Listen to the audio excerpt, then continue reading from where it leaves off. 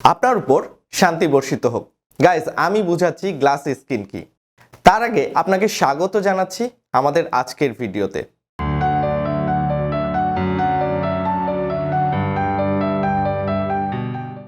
Guys, glass skin কি?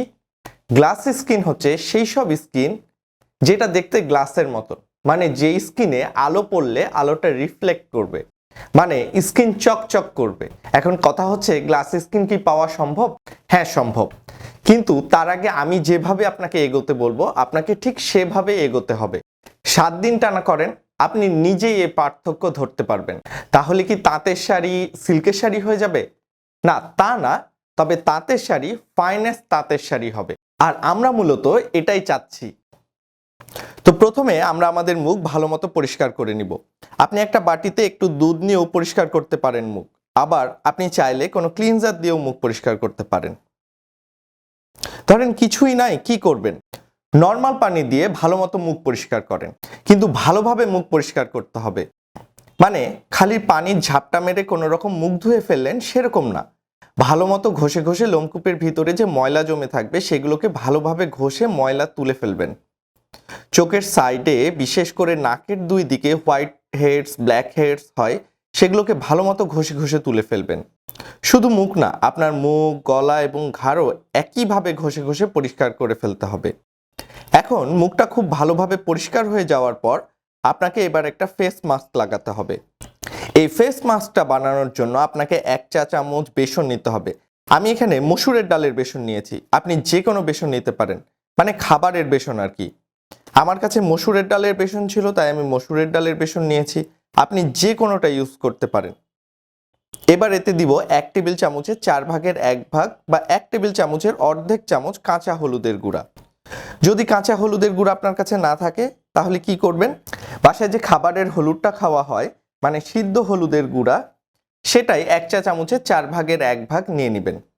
কারণ ওই হলুদে হলুদ ভাবটা অনেক বেশি আসে। আর এর সাথে মিশাতে হবে 1 চামচ টক দই। টক দইয়ের পানিটা কম মিশানোর চেষ্টা করেন, না হলে মাছটা লিকুইড হয়ে যাবে। আর 4 নাম্বার লাগবে হাফ চা চামচ মধু। এবার এটাকে ভালোভাবে মিশান।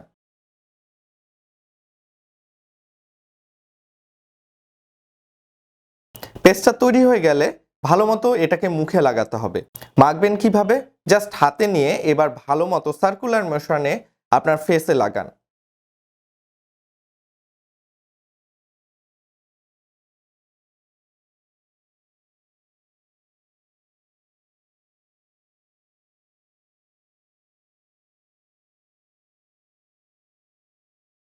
বেশ পাতলা একটা লেয়ার আপনার পুরো চেহারায়, গলায় এবং ঘাড়ে লাগান। চেষ্টা করবেন কোনো সেলও যেন বাদ না যায়। এখন পুরো মুখে মাখা হয়ে গেলে একটু বেশি করে আবার একটা লেয়ার লাগাবেন আপনার পুরো মুখ, গলা এবং ঘাড়ে।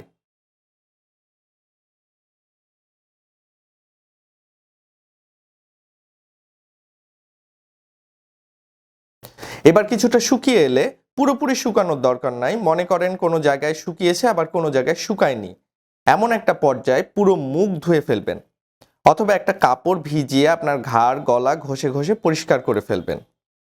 মুখ পরিষ্কার হয়ে গেলে আপনি নিজেই নিজের চেহারা দেখে অবাক হবেন, আপনার নিজের কাছেই ভালো লাগবে। এখন এটা যদি আপনি লাগাতার 7 দিন করতে থাকেন তাহলে কি হবে? চেহারায় একটা গ্লো চলে আসবে, আপনাকে দেখতে এনার্জেটিক লাগবে, ফ্রেশ লাগবে। আর দেখেন স্কিন কত সফট, কত শাইনি লাগবে। মুখ ভালো মতো মোছা হলে আপনার পুরো মুখে গোলাপ জল লাগিয়ে ফেলেন। আপনি যদি গোলাপ জলের বদলে অন্য কোনো টোনার ইউজ করেন, করতে পারেন, কোনো সমস্যা নাই। এটা শুধু আপনার পোরসগুলোকে লক করার জন্য। এবার পুরো মুখে ময়শ্চারাইজার লাগিয়ে ফেলতে হবে। এটা কিন্তু খুব ইম্পর্টেন্ট ব্রো, এইটা ভুলবেন না। আর বাইরে বের হলে অবশ্যই ময়শ্চারাইজারের উপরে সানস্ক্রিন লাগাতে ভুলবেন না। আপনাদের কাছে আমার অনুরোধ, আগামী 7 দিন এই রেমেডিটা ইউজ করে দেখেন, আমি ঠিক যেভাবে বললাম সেভাবে। আর এটা ইউজ করার পর কার ফেস কতটুকু গ্লো করছে অবশ্যই আমাকে মেসেজ করে জানাবেন। সাথে আমাদের চ্যানেলে প্রতিদিন এখন একটা করে শর্ট ভিডিও আসছে, সেই ভিডিওগুলো দেখতে কেউ ভুলবেন না। আপনাদেরকে অনেক অনেক ধন্যবাদ ভিডিওটা শেষ পর্যন্ত দেখার জন্য। আপনাদের সাথে আবার দেখা হবে নেক্সট ভিডিওতে। ততদিন পর্যন্ত ভালো থাকবেন। এবার বলি গ্লাস স্কিন কি। গ্লাস স্কিন হচ্ছে সেই সব স্কিন যেটা দেখতে গ্লাসের মতন। কি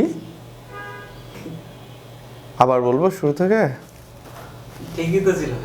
তো তুমি ইয়া করলা যে, ক্যামেরায় হাত দিলা যে। না কিছু না।